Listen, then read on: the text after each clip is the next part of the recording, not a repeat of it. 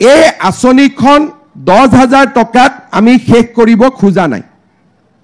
এই আঁচনিখনৰ আৰু দুটা পৰ্যায় আছে। দ্বিতীয় পৰ্যায়ত আমি 25,000 টকা পাম, বেংকেও তাত 12,500 দিব, চৰকাৰে 12,500 দিব, আৰু বেংকৰ পৰা লোৱা টকাটোত কোনো সুদ নাথাকে।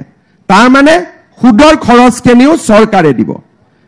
ইয়াৰ পিছত আমি আপোনালোকক বেংক আৰু চৰকাৰে মিলি তৃতীয় বৰ্ষত বা থাৰ্ড ফেজত আমি 50,000 টকা কৈ দিম। তাৰ মানে 10,000, 25,000 আৰু 50,000। যিসকলে মই 25,000 দিম বুলি কওঁতে বিশ্বাস কৰা নাছিলে, আজি ইমান মহিলাই 10,000 টকা কৈ পাইছে। এতিয়াতো মনত বিশ্বাস আহিছে না সকলোৰে যে 25,000 পাম বুলি? বিশ্বাস আহিছে নে নাই অহা? এতিয়া আমি 25,000 টকাটো পাবৰ কাৰণে কি কৰিব লাগিব? আজি 10,000 টকাটো লৈয়ে ঘৰত গৈ এটা এটা মোবাইল কিনি দিব লাগিব। কোনে কোনে মোবাইল কিনিব? কোনে কোনে মোবাইল কিনিব? তাৰ মানে আপোনালোকে বুজি পাইছে যে এই 10,000 টকাটো লৈ আমি কোনেও মোবাইল নিকিনো। এই 10,000 টকাটো আমি ভাল কামত ব্যৱহাৰ কৰিম। এতিয়া ভাল কাম মানে কি? মই তিনিটা ৰাস্তা আপোনালোকক দেখুৱাব খুজিছো। প্ৰথম, আজি আমি 10,000 টকাটো পালো। 10,000 যদি আমি গ্ৰুপৰ একাউণ্টত দি দিওঁ, আমাৰ 1 লাখ টকা হ'ব। আৰু 1 লাখ টকা দি আমি গ্ৰুপটো সুন্দৰ কৰি চলাব পাৰিম। আৰু এটা গ্ৰুপৰ বেংক একাউণ্টত যদি 1 লাখ টকা থাকে, বেংকে তেওঁলোকক লোন দিবৰ কাৰণে কোনো চিন্তা নকৰে। এইটো হ'ল প্ৰথম পৰামৰ্শ। দ্বিতীয়, বোলে নহয় আমি গ্ৰুপত নিদিওঁ কাৰণ আমাৰ গ্ৰুপৰ একাউণ্ট বেলেগে আছে, আমি নিজে খৰচ কৰিম, কোনো আপত্তি নাই। মৌমাখি, তাঁতশাল, আমাৰ পিঠা পনা বা মুৰ্গী গাহৰি, আমি যি ব্যৱসায় কৰোঁ, মাত্ৰ 1 বছৰ পিছত চৰকাৰ যেতিয়া আপোনালোকৰ ওচৰত আহিব, আপোনালোকে দেখুৱাব লাগিব যে এই 10,000 টকা আমি এই ধৰণে ব্যৱহাৰ কৰিছিলোঁ। তৃতীয়, বোলে মই নিজেও কৰিব খোজা নাই, গ্ৰুপতো দিব খোজা নাই। কিয়? যে মোৰ ঘৰত বা হাজবেণ্ডৰ ইতিমধ্যে এটা ব্যৱসায় আছে, কাৰোবাৰ দোকান আছে, কাৰোবাৰ ট্ৰেক্টৰ আছে, কোনোবাই সৰু সুৰা ব্যৱসায় কৰিছে। হাজবেণ্ডৰ ব্যৱসায়তো যদি এই 10,000 টকা দিয়ে, আমাৰ কোনো আপত্তি নাই। তাৰ মানে তিনিটা ৰাস্তা, ঘৰৰ ব্যৱসায়ত দিয়ক বা নিজে ব্যৱসায় কৰক, নহ'লে গ্ৰুপত দিয়ক। এই তিনিটা কামৰ যিটো কামে আপোনালোকে কৰে, আমি আপোনালোকক অহাবাৰ 25,000 টকাকৈ আমি আপোনালোকক দিম। আৰু তেনেকৈ লাহে লাহে 8 লাখ লাখপতি বাইদেউৰ পৰা আমি 40 লাখ লাখপতি বাইদেউ বনাবৰ বাবে চেষ্টা কৰিম। কিন্তু এই যে 10,000 টকা আমি পালো, অলৰেডি আমাৰ ঘৰত 3টা সন্তান আছেই, বোলে ইয়াৰ মাজতে 4 নম্বৰ বাচ্চাটো হৈ গ'ল। মই সুধিলো কেনেকে হ'ল? বোলে আল্লাই দিলে। বোলে ভগৱানে দিলে। আল্লাই কাকো বাচ্চা নিদিয়ে। বাচ্চা হাজবেণ্ড আৰু ৱাইফৰ মিলামিছাতে হয়, আল্লাই কোনো ওপৰৰ পৰা নিদিয়ে। দিয়ে নেকি? সেইকাৰণে যিসকলে আল্লাক দোষ দিব বা ভগৱানৰ কথা ক'ব, তেওঁলোকে নাপাব। 3টালৈকে ঠিক আছে নে 2টা ক'ব লাগে, মই 3টা কৈ দিছোঁ যে যি নহওক। কিন্তু 3টাৰ ওপৰত যদি আকৌ আমাৰ এই বছৰটোৰ ভিতৰত আকৌ বোলে আমাৰ ঘৰত বাচ্চা হ'ল, তেতিয়া বাচ্চাক সামনে ব্যৱসায় কৰিম। তেতিয়া আমি কম যে বাচ্চাৰ যেহেতু জন্ম হৈছে, বাচ্চাটোক ভালকৈ চোৱা চিতা কৰক, এতিয়া ব্যৱসায় কৰাৰ দৰকাৰ নাই। হয়নে নহয়? বাচ্চাটো জন্ম দিলেতো ঘৰত ভাল কৰি চাব লাগিব নহয়? আৰু 1 বছৰতো বাচ্চাক গাখীৰ খুৱাব লাগিব, যত্ন ল'ব লাগিব। সেইকাৰণে এই বছৰটোৰ মাজত আৰু এটা বাচ্চা হ'ব নালাগে আৰু আল্লাহক দোষ দিব নালাগে। ঠিক আছে? এইটো হ'ল মেইন কথা।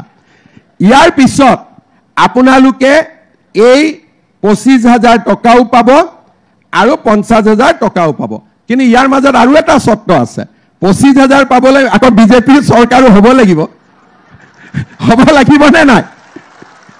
বিজেপি চৰকাৰ হ'বনে নহ'ব? ঠিক আছে। এতিয়া মই আৰু কেইটামান কথা কৈছো। এই মহিলা উদ্যমিতা আঁচনিৰ লগে লগে আমাৰ যত্ন যে আমাৰ অসমৰ দৰিদ্ৰ আৰু মধ্যবিত্ত পৰিয়ালবিলাক অকণমান যাতে তেওঁলোকে শান্তিত আৰু অকণমান যাতে কষ্ট নোপোৱাকৈ থাকিব পাৰে। অহা 17 ছেপ্টেম্বৰ প্ৰধানমন্ত্ৰী নৰেন্দ্ৰ মোদী ডাঙৰীয়াৰ উপজা দিন। এই 17 ছেপ্টেম্বৰ তাৰিখে আমি অৰুণোদয় আঁচনিৰ 3য় সংস্কৰণ আমি পুঁজি বেংকলৈকে প্ৰেৰণ কৰিম। ইয়াৰ লগত অৰুণোদয়ৰ লগত এইবাৰ আপোনালোকৰ ঘৰত আমি এখন ফৰ্ম দিছোঁ, গেছৰ ফৰ্ম। পাইছেনে নাই আপোনালোকে?